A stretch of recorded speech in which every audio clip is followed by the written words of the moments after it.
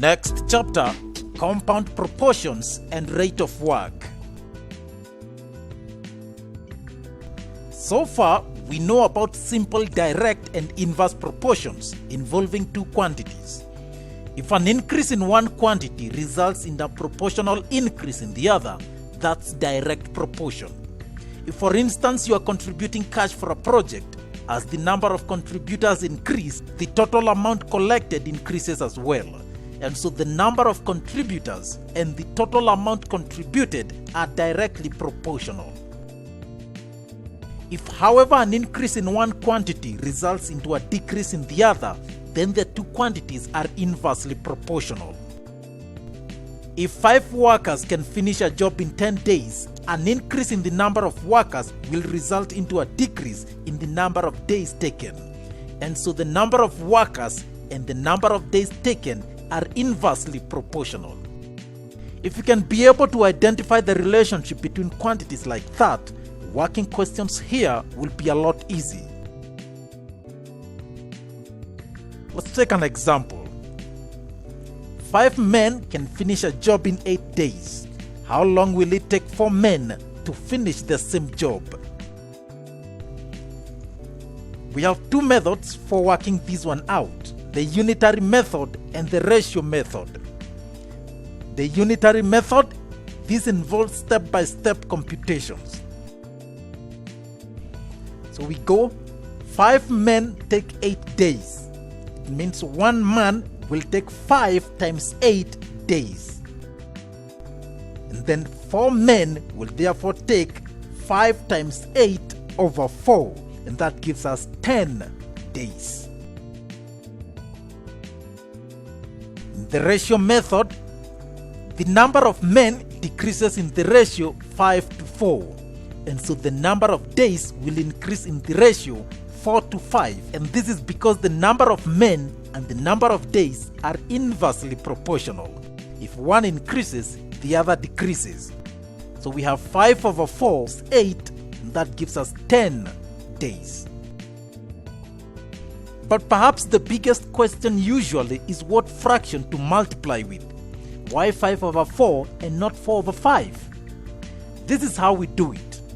We started by saying that you needed to identify the relationship between the quantities you are dealing with. Is it direct or inverse proportion? That's easy to know.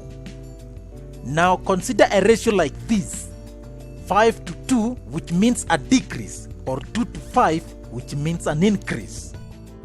2 and 5 can form two fractions, either 5 over 2 or 2 over 5.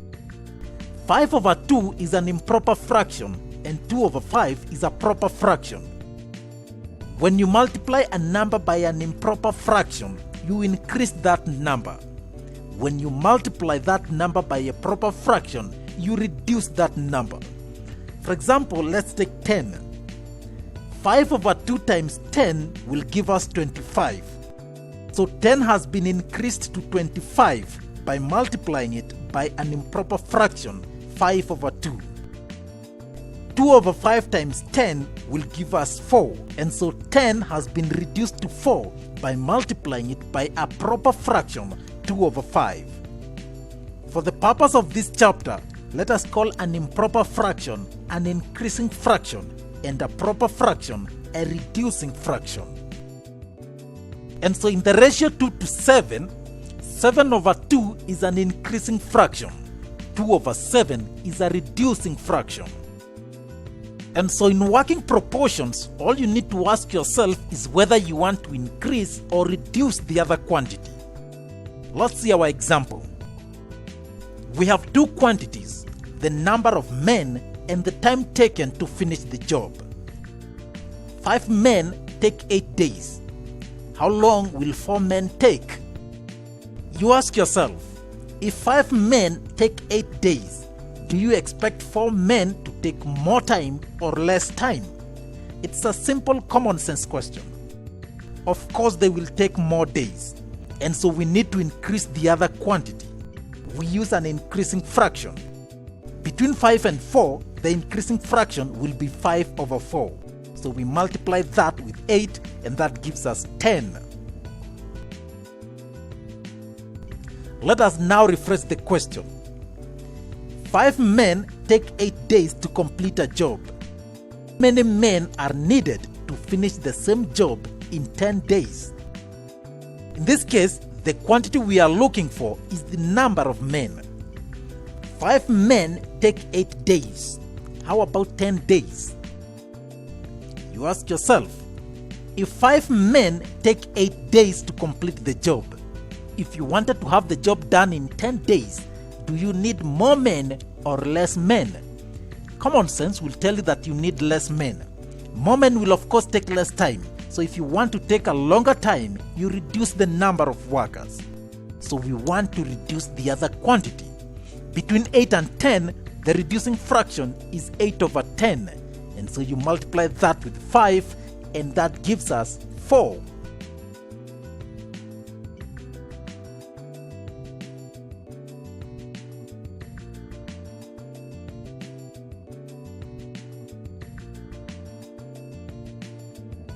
Another example, a worker can finish a job in 9 days if she works for 4 hours per day. How many days will she take if she worked for 6 hours per day? Two quantities, number of days and the rate of working, that is in hours per day. 4 hours per day, she takes 9 days. She increases her rate of work to 6 hours per day. How long does that take? If she increases the rate of work, then surely she will take less time. And so we need to reduce the other quantity. Between 4 and 6, the reducing fraction is 4 over 6. And we multiply that by 9 and we get 6 days.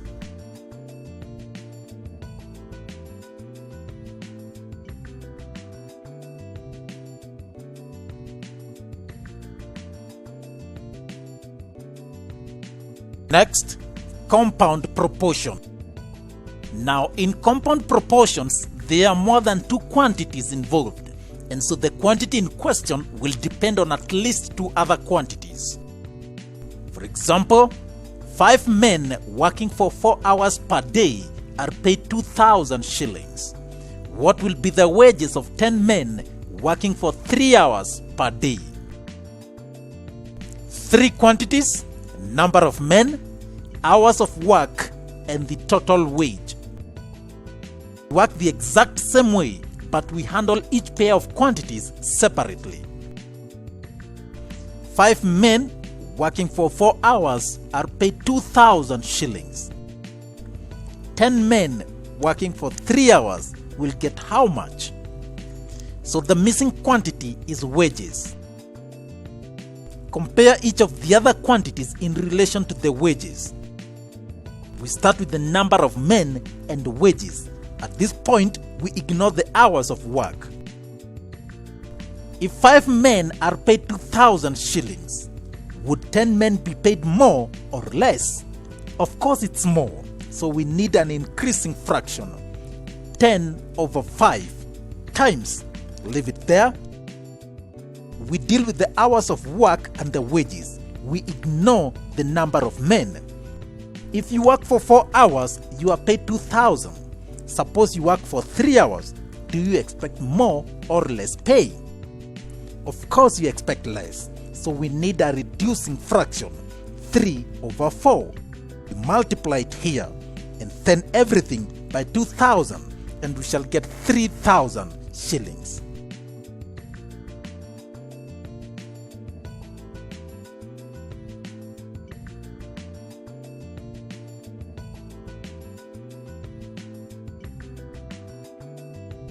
Another example, 40 workers take 5 days to dig a trench 90 meters long. What length will 25 workers dig in 12 days? 3 quantities, number of workers, time, and the length. 40 workers work for 5 days and dig 90 meters. 25 workers working for 12 days will dig what length? So the missing variable is length. We compare the number of workers versus length and we ignore time for a moment. 40 workers dig 90 meters. Will 25 workers dig more or less? Of course less. So we need a reducing fraction, 25 over 40. Now time versus length, we ignore the number of workers. For 5 days, they dig 90 meters. For 12 days, will they dig more or less? They will dig more, of course, and so we need an increasing fraction. Between 5 and 12, the increasing fraction is 12 over 5. We multiply that and then everything by 90 and we get 135 meters.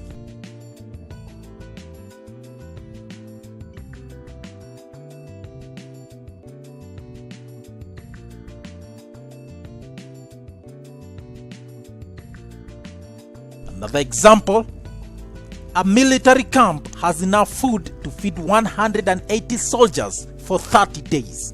How long will the food last if 20 more soldiers joined the camp? In this case, we have three quantities: amount of food, number of soldiers, and the number of days.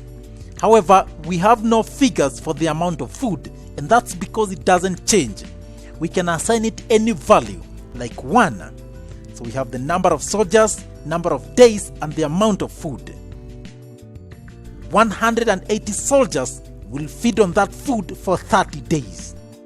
200 soldiers with the same amount of food will take how many days? Notice the fraction for amount of food is 1 over 1, so that doesn't change. If 180 soldiers feed on the food for 30 days, will 200 soldiers take less or more time? Of course less time.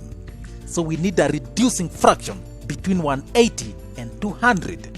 That is 180 over 200, and we multiply by 30 and we get 27 days.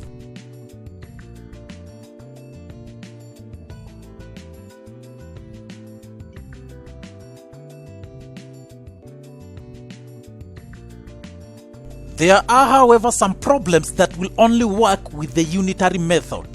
For example, pipe A can fill a tank in 2 hours. Pipes B and C can empty the same tank in 5 hours and 6 hours respectively. A, starting with a full tank and A closed, find how long it will take B and C to empty the tank. B, starting with an empty tank with B closed, find how long it takes to fill the tank if A and C are opened. The only thing you need to find in such questions is the fraction of the work done per unit time. That is the fraction of the tank filled in 1 hour. A whole tank has a fraction of 1 over 1 or 10 over 10, 5 over 5, 30 over 30 or whatever fraction. A takes 2 hours to fill the tank. So in 1 hour, it will fill a half of the tank. B takes 5 hours to empty the tank. So in 1 hour, it will empty 1 over 5 of the tank. And C will empty 1 over 6 of the tank in 1 hour. And so A, if B empties 1 over 5 in 1 hour and C empties 1 over 6 in the same 1 hour, what fraction will they empty if they are combined? We simply add those two fractions. 1 over 5 plus 1 over 6 will give us 11 over 30. And so in 1 hour, they will empty 11 over 30. How long does it take them to empty 30 over 30? So 1 hour is equivalent to 11 over 30. How about 30 over 30? We do 30 over 30 times 30 over 11 times 1 hour. And that will give us 30 over 11 hours, which is equal to 2 and 8 over 11 hours.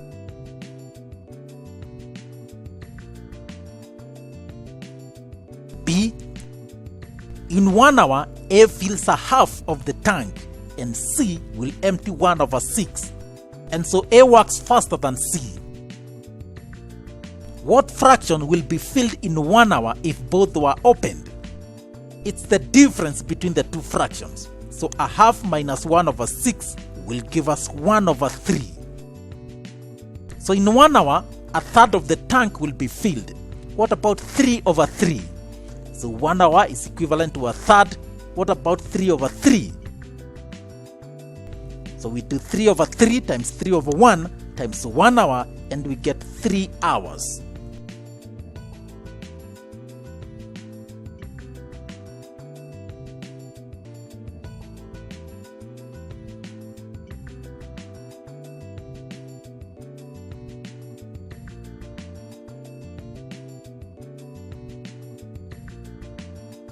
Next, proportions in mixtures.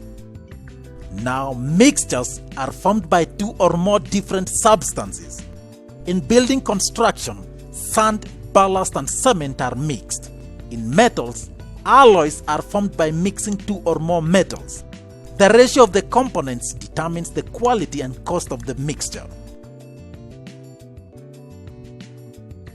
For example, an alloy is made up of 2 metals, A and B, in the ratio 1:3.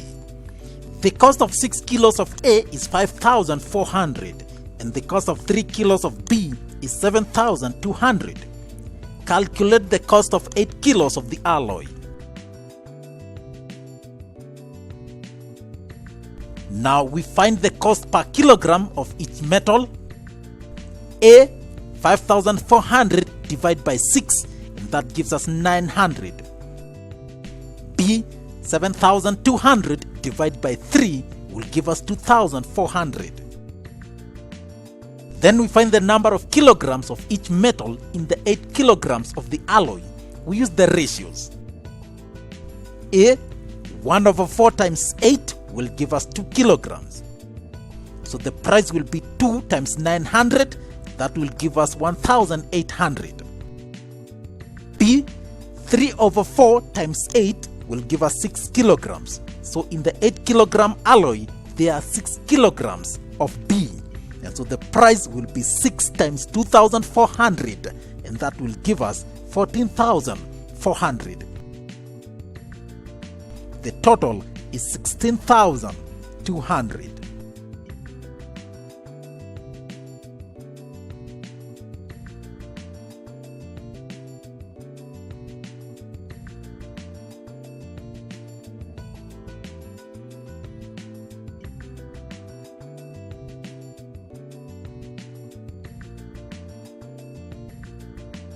Another example, 2 brands of sugar A and B cost 25 shillings and 30 shillings per kilogram respectively. In what ratio should they be mixed in order to produce a mixture that will cost 28 shillings per kilogram?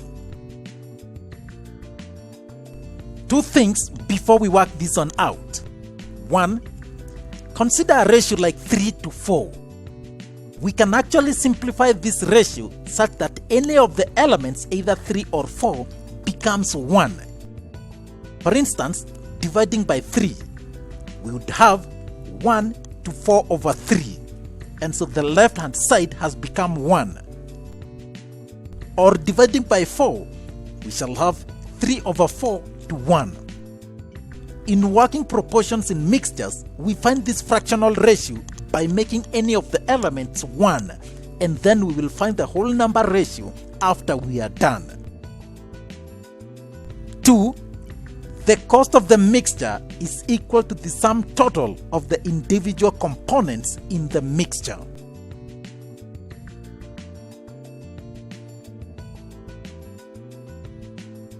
Let's begin.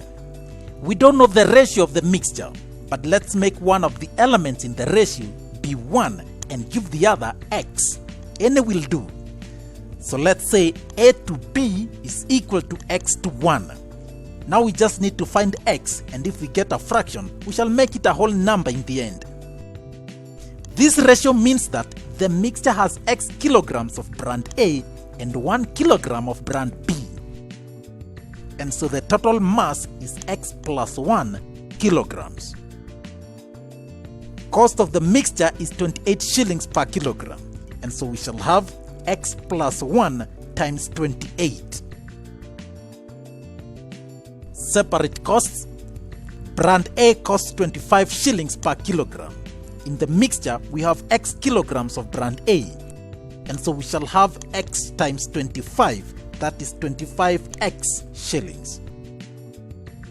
B cost 30 shillings per kilogram, and in the mixture we have 1 kilogram of B according to our ratio, and so we shall have 1 times 30, which gives us 30. The total separate cost is 25X plus 30, and we have said the cost of the mixture is equal to the sum of the individual costs worked separately. And so X plus 1 times 28 should be equal to 25X plus 30. Opening the bracket, 28X plus 28 is equal to 25X plus 30. 3X is equal to 2, and X is equal to 2 over 3. Our ratio was A to B is equal to X to 1, and now we found X is 2 over 3, so we substitute it in the ratio. We have 2 over 3 to 1. We make it a whole number by multiplying everything by 3, and we shall have A to B is equal to 2 to 3.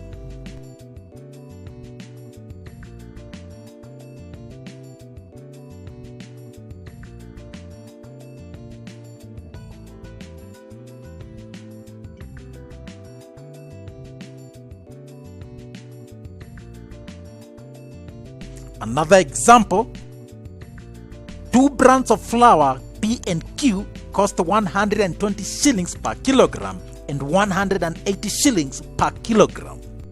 In what ratio should they be mixed in order to produce a mixture that will cost 140 shillings per kilogram?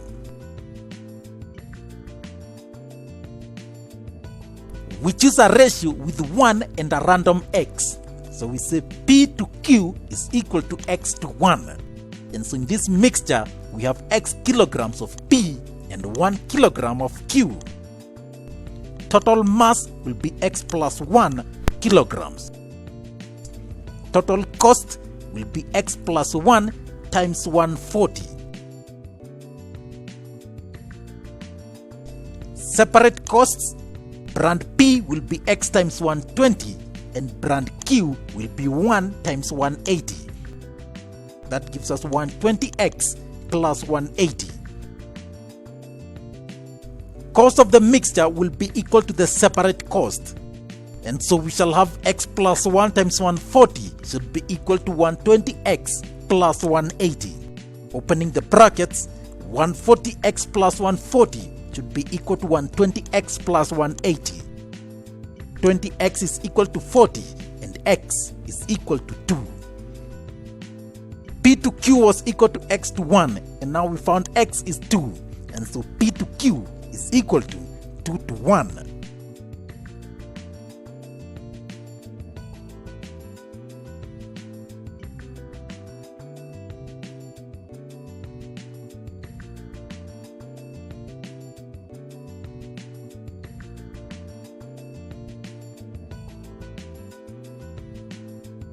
The way we teach it in university and in high school as well, and colleges, is if you fall behind, you're in desperate trouble.